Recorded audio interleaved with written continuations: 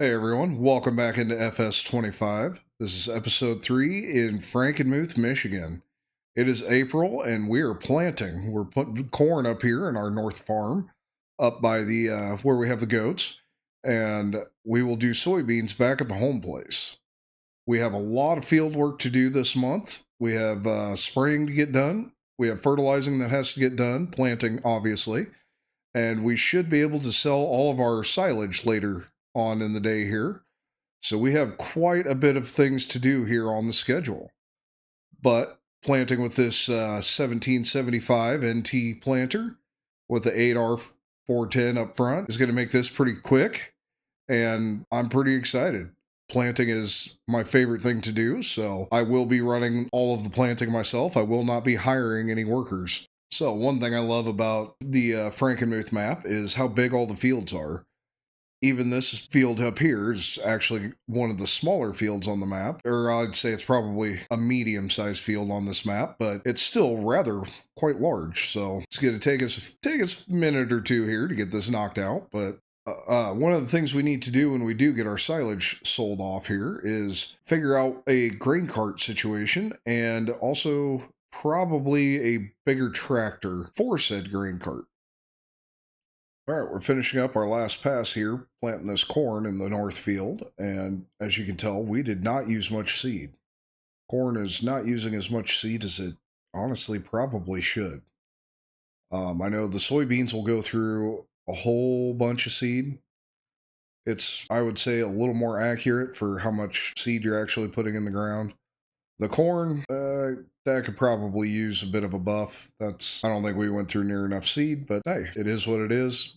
Not much I can do about it at the moment. So that is it for this field. So we'll get this folded up, and while we're up here, I'm going to go ahead and run up and check on our goats. I know they're full of hay at the moment. However, that doesn't mean that they actually have enough to get through this month. So since we're up here, I'll double check and make sure that they do have enough hay. And if they don't, we can go ahead and pick some up later on today and make sure that they're not going to run out, because I want them to be as happy and healthy as possible.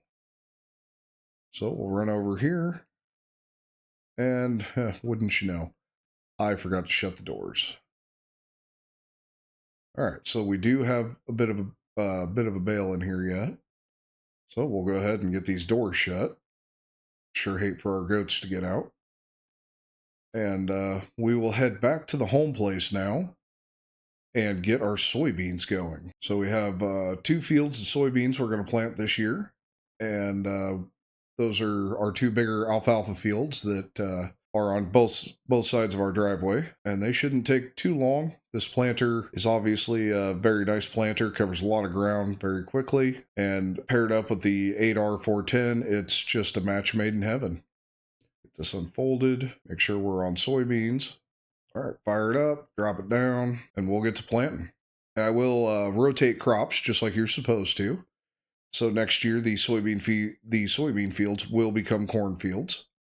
So once we get this planting done, we will spread fertilizer, and we also need to spray.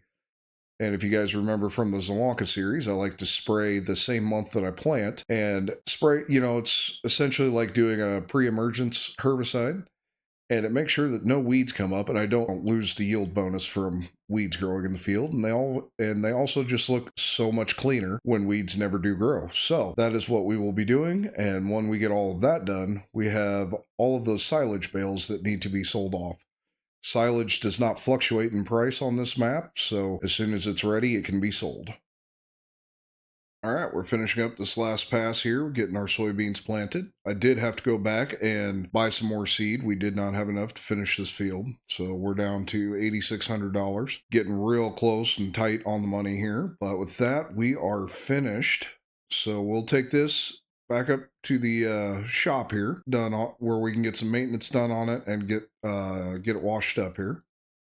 And then we can jump into the 6R and start spreading our fertilizer. We're going to need to, I do believe we're going to need to spread fertilizer in all 3 fields, but we can double check this soil composition and make sure. All right, well, we're up here at our north field, and you can see it is only 50% fertilized. So I'm guessing direct drilling over or direct planting over the alfalfa must have bumped it up to 100%. I'm not honestly sure. I'm honestly kind of confused. But anyway, those fields back at the home place are 100% fertilized, so we're not going to worry about them. And we'll just go ahead and get this field fertilized here. This won't take very long at all. And then we can go ahead and jump into our sprayer and see if we can figure out that new sprayer trailer here. All right, guys. Well, I went ahead and put in this well system here so we can fill up our sprayer trailer. This is a part of the mod pack. And in here, you can see I have 4 totes of herbicide and 2 totes of fertilizer so that we can fill the sprayer off this trailer with both fertilizer and herbicide. So we got our front tank full. It holds 12,500 gallon. We'll go ahead and get this back one filled here. And while it's filling, I will go ahead and get this trailer loaded up. All right, as you can see, I have 2 totes in here of our herbicide. And up in the help menu, you can see press L3 to refill the dash. So I press L3, and we now have our unmixed herbicide loaded up, and our water is all loaded up. So this thing is ready to load the sprayer. So I'll get this sprayer trailer pulled up where we can get the sprayer to it, and I will show you guys how the sprayer loads. All right, getting the sprayer out of the shed here, and we'll get this pulled up next to our sprayer trailer, and you will see this thing will just automatically load. And just like that, we have 3,000 liters of herbicide on here.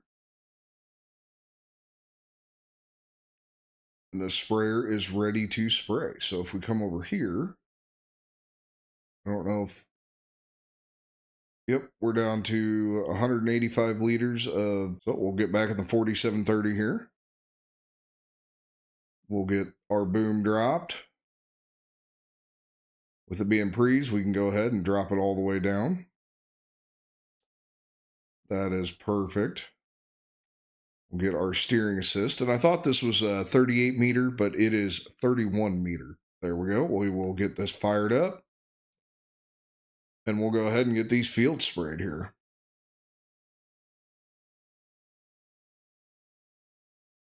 All right, well, we're finishing up the last pass here with the sprayer and getting this herbicide sprayed. And wow, this thing is impressive. Uh, it is only 31 meters, but we're rocking at 19 mile an hour, so we're covering a whole lot of ground really, really fast. So I'm highly, highly impressed. So that should be it for this field. Yep, that is it for that field. So we will jump over here where I do believe it said there were weeds growing in here.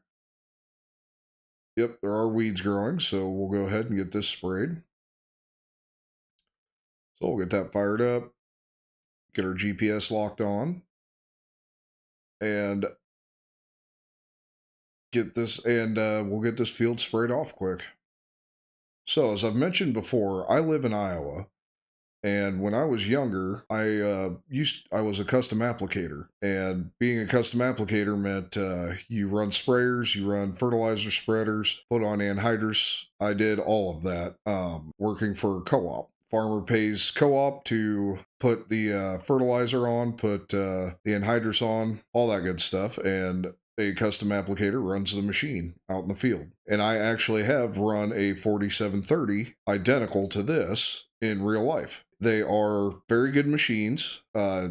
Hands down, absolutely no sprayer runs as smoothly as a John Deere. They have the best ride quality, and it's not even close. They're also extremely accurate for spraying. So if you're doing 12 gallons per acre, it comes out pretty much on the gnat's ass every time with the John Deere. With a Rogator, there's quite a bit of variance. A Rogator, however, has a whole lot more power.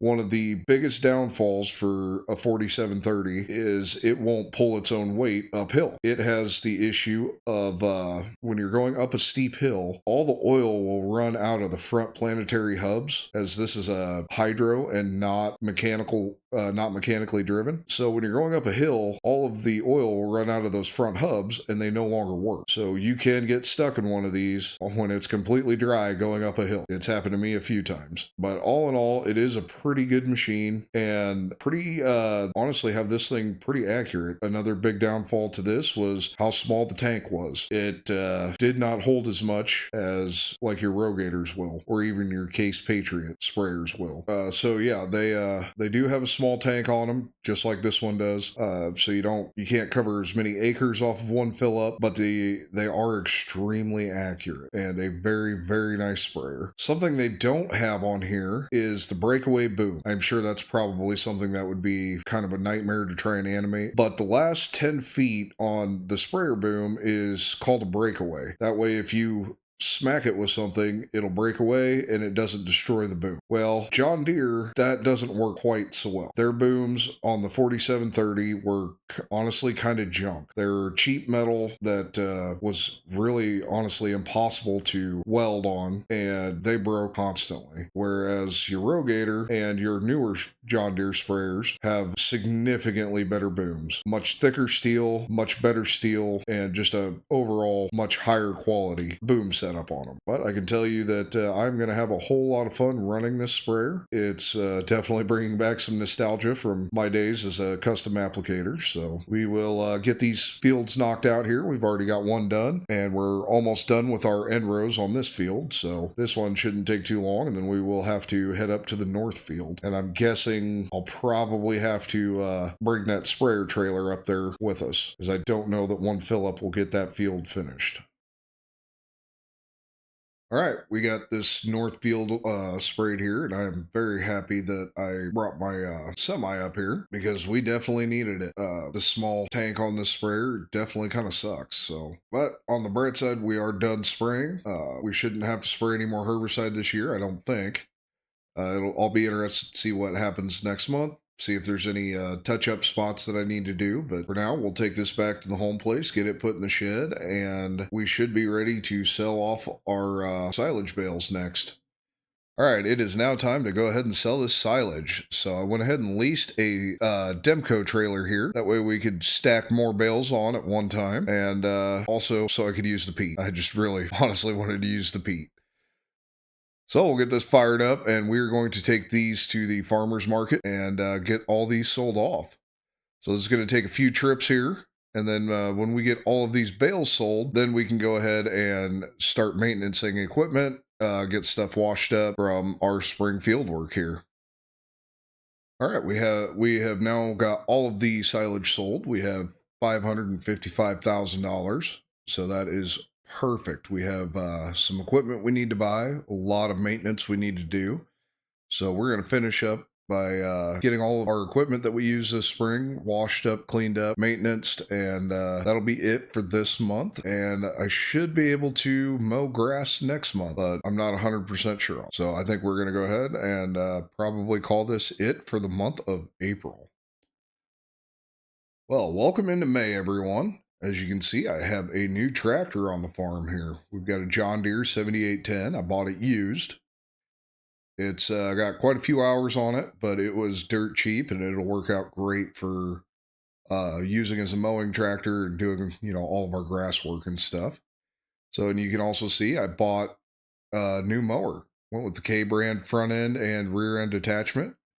And this is what we're going to use for mowing our grass from here on out, or at least until I can get rich and buy the Cron, big M.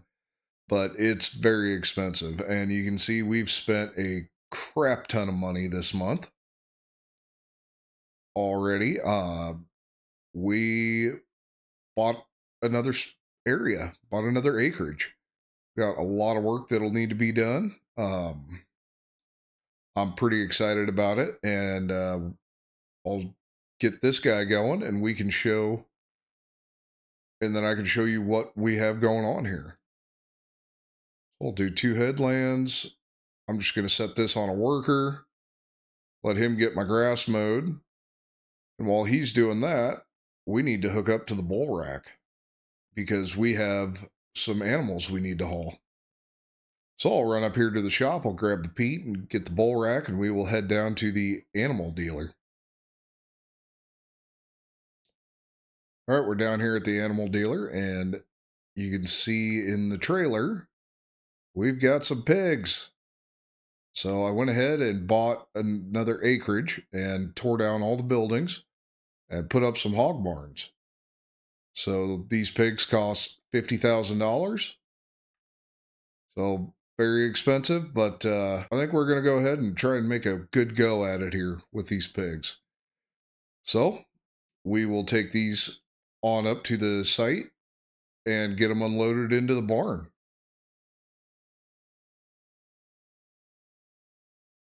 All right. And we are pulling in here to our new hog site. As you can tell, this is the original starting farm if you're starting on New Farmer. So I tore down all the buildings and we put up 6 barns. So, and they are a modified barn. I modified them to each hold 1,000 head. So we've got 250 on the truck at the moment. And that is what we're going to start out with because you can tell we're already down to 117,000 and we need a lot more money before we can start purchasing any more pigs. So go ahead and get this backed up here. Get these pigs unloaded. All right, there we go. Hold up. Get that shut off and we can take a look inside the barn. Well, apparently I painted some of the grass in the barn. That's okay. So we've got 250 head in here. Not too bad. Go ahead and shut that door. Now we need to get some feed hauled over here. All right, pulling down a driveway here. You can see I've definitely got some skips with the sprayer. So it's looking like I'm going to have to readjust our width for when we're spraying because that is not working at all. All right, well, I went ahead and bought the Lizard TARDIS trailer and set it to the XL capacity so it'll hold 200,000 liters. Unfortunately, there's not anything in the game yet for really hauling anything like pig feed. So we're just going to use this. Eventually, we're going to be maxing this trailer out just to get pig feed hauled over there with those 6 barns and that many pigs. So for now, we'll take this. I've got 31,000 liters on here. That should be fine for the first couple of months anyway. I don't think those pigs will go through a whole lot being babies. All right, so we've got 31,000 liters of feed in here. We're not going to be bringing any straw over here. We're just going to collect the slurry. And we will use the slurry on our fields. But we're not going. So in reality, pigs only live about 6 months, give or take. And on a finishing unit like this, they're only going to be in the barn for 3 to 4-ish months. So to go from about a 40-pound pig to a 300-pound pig, and then they get sold off. So this game doesn't quite do it that way. So we're probably going to be selling them off somewhere between that 6 to 12-month range. We'll see what they're doing for feed anyway. And we're just going to run a lot of pigs through. I'm not going to worry about them reproducing. We'll do it just like a normal finishing site. So we'll see how this works out. I think it's going to be a good deal in the long run, but short term, it's definitely going to be very expensive and keep me on my toes for sure. But we are going to make some hay today. We'll have to take that up to the goats. We don't have enough goats to go through all the hay that we're going to produce this year, so I will be able to sell some of the hay if needed. So we've definitely got some money making we can do, but we went through that 500,000 really fast this month. So we will jump back in the 6R here and head back over to the home place and see how our worker is doing on getting that grass mowed. So we'll need to follow up with the tedder and the windrower and then get it baled. Well, our worker is trucking right along here. He's going to have this grass knocked down in no time. So I'll go ahead, I'll get this trailer put away, and then we can get the tedder fired up and going. All right, well, we got the tedder hooked up. We'll get it fired up, drop it down, and we'll get all of this tedded. Looks like this shouldn't take too terribly long, so, and we should get quite a few bales off of this. Looking pretty good. All right, everyone. Well, we got the field completely tedded and windrowed, and using that cron baler was interesting to say the least. Definitely a learning curve to it. However, I was able to merge multiple rows into one. So that was handy, and we need to go ahead and get in the 6R and get to baling because we have rain on the way, and we need to get this hay picked up and baled up before the rain hits. But I also went ahead and picked up a bale wrapping contract. That way we can make some money and not have to worry about running out of money. So, as you can see, there's not a whole lot of rows here. So this shouldn't take too long at all. But we'll hammer these bales out and then we'll jump on that baling contract.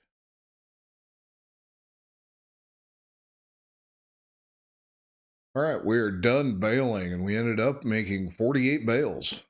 Almost 48 and a half, actually. That's pretty good. So we will get this baler put away here. And we'll get these bales picked up. I want to get them picked up and put in the storage ASAP. I do not want these hay bales to get rained on. So we'll drop that. We'll grab our trailer. And this is going to take a few trips here, unfortunately.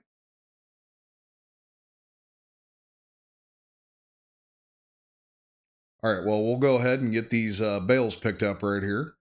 And it's going to take us quite a few trips to get all of these picked up, but no big deal. Just as long as we get it done before the rain hits. As far as the bale wrapping contract, as far as I know, I don't take a hit for doing it in the rain. It's not going to hurt anything. I'll still be able to complete it and get full payment. So I'm not too worried about that, but I do want to get these bales picked up and put into my storage before it starts raining. And we'll have to put a couple in the goat barn as well. Make sure that they don't run out of feed.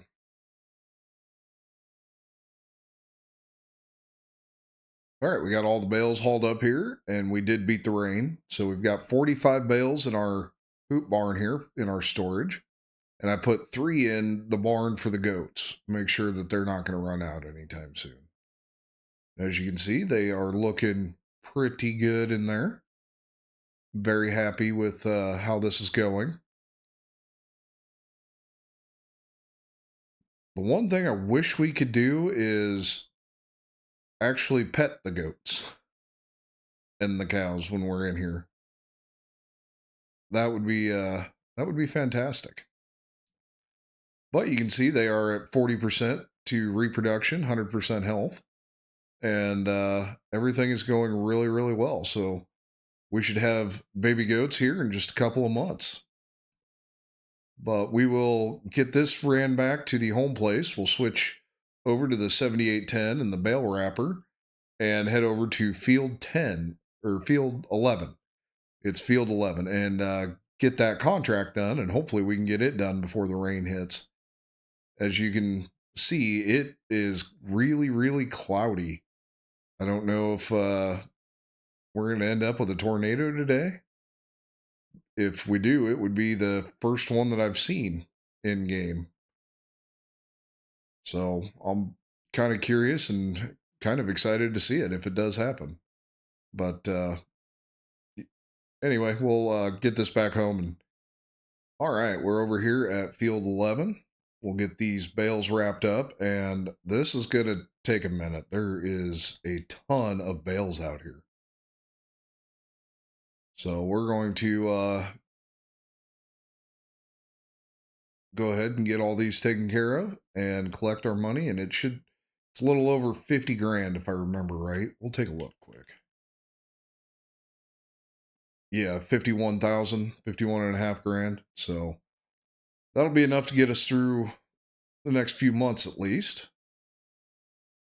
And I have the quick bail wrap mod. It's a little cheaty, but it's the only one that'll do the 180 inch or 180 centimeter bales, round bales that I can drive through the field. The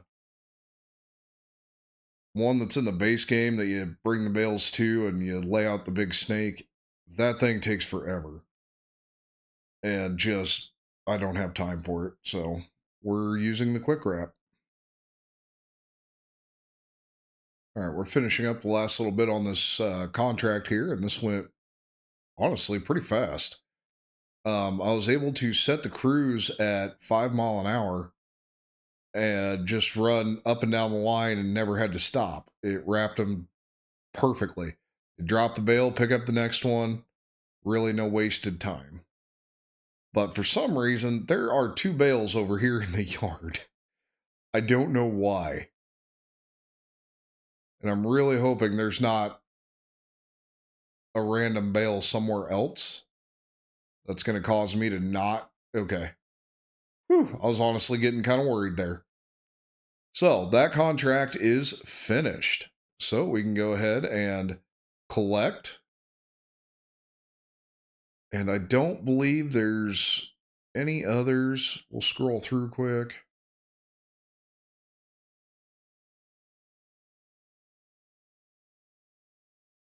Yeah, there's not anything else paying out that high. So that will be it for our contracts. So that gives us, we're back up to 64,000 and we got it done before the rain hit. So we will head her back to the home place here. All right, well, we're back here at the home place. I went ahead and assigned a worker to drive that tractor back. So we're going to go ahead and spread some fertilizer on our grass field here since it's not raining yet.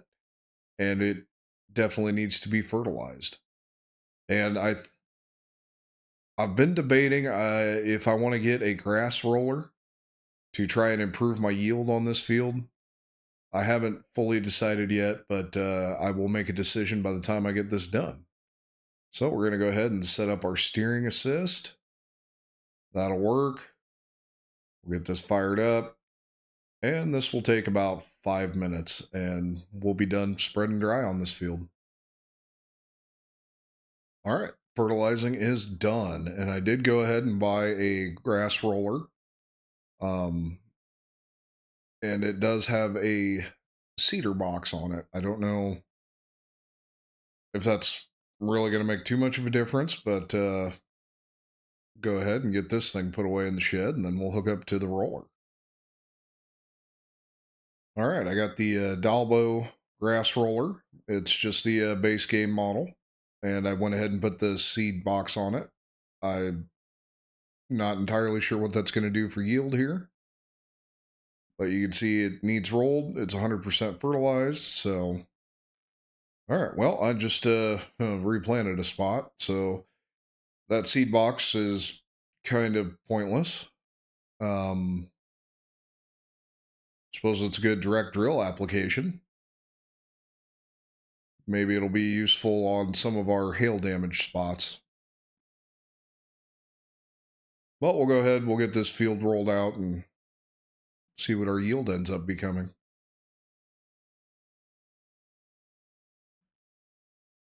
All right, well, this thing is not doing anything. So we're going to go ahead and get rid of it. I'm not one to really care about rolling anyway, so if it's not going to do any good, I'm not going to use it. If we go up here, you can see I ran all the way down the edge and part through the middle and nothing. Absolutely nothing. So we're not going to worry about rolling. And there's not really any contracts I want to do, so I think we're going to go ahead and call this it for the month of May, and I think this will be it for the episode. We're going to clean up some equipment and get through the summer here. So I will probably see you guys in the fall when we're ready to start our harvest. We should have another one, maybe two cuttings off the hayfield yet, but other than that, I don't think we're going to do a whole lot this summer. We'll take care of some animals. I'll see how the pigs go with their feed and stuff, and so I will see you guys in the next one. And if you like what you're seeing, make sure you like, subscribe, and hit that notification bell.